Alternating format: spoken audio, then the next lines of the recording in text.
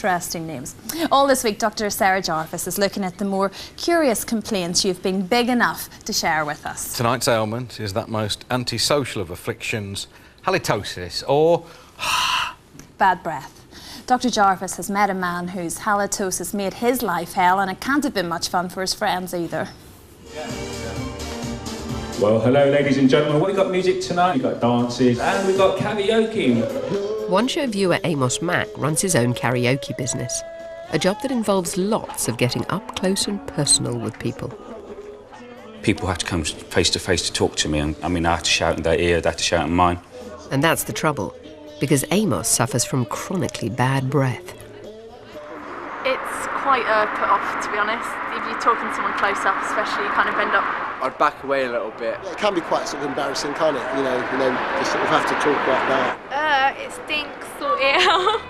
Amos's breath isn't just affecting his work, it's wrecking his love life.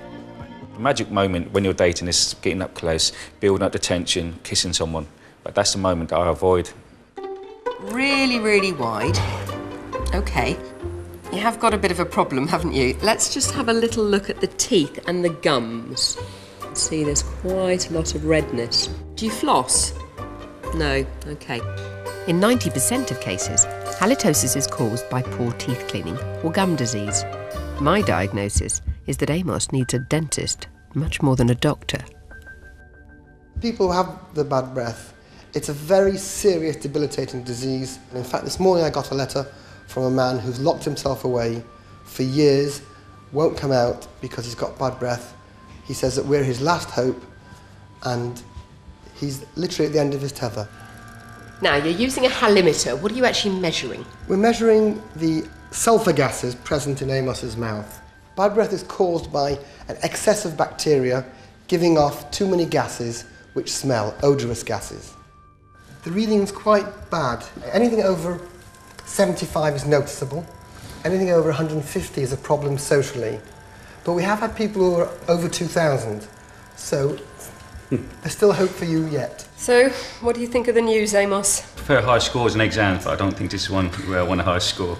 I think I have to get that below 75. Bad breath can be linked to low fluid intake, sinus problems or stress, when our body's natural mouthwash, saliva, tends to dry up. There's your plaque, can you see? Dr. Stemmer is going to put Amos's mouth under the microscope. It's like your own fish tank, isn't it? Now, these are the germs inside Amos's mouth, magnified 4,000 times. Normally, we'd see 4 or 5 in a screen on a normal, healthy person's mouth. As you can see, we've got hundreds of them floating across the screen. These twirly ones there are called spirochetes. They show that this plaque, these bacteria, have been there for at least a couple of weeks. Next stop for Amos is a dental hygienist. The dye will stick to the bacteria so that we can see clearly where Amos misses when he's cleaning.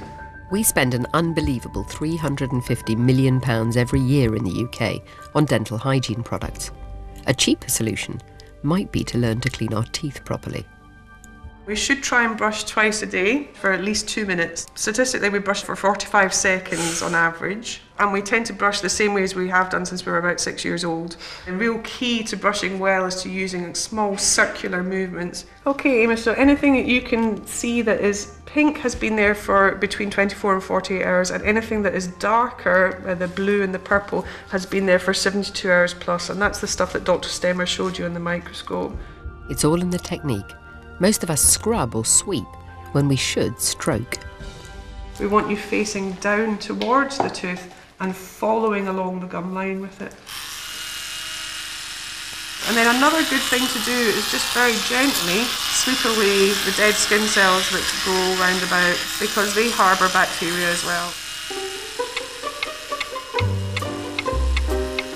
And if you have a look, and we'll rinse that off, you can see that almost all that pink has gone now. OK, moment of truth. Gonna do the breath test.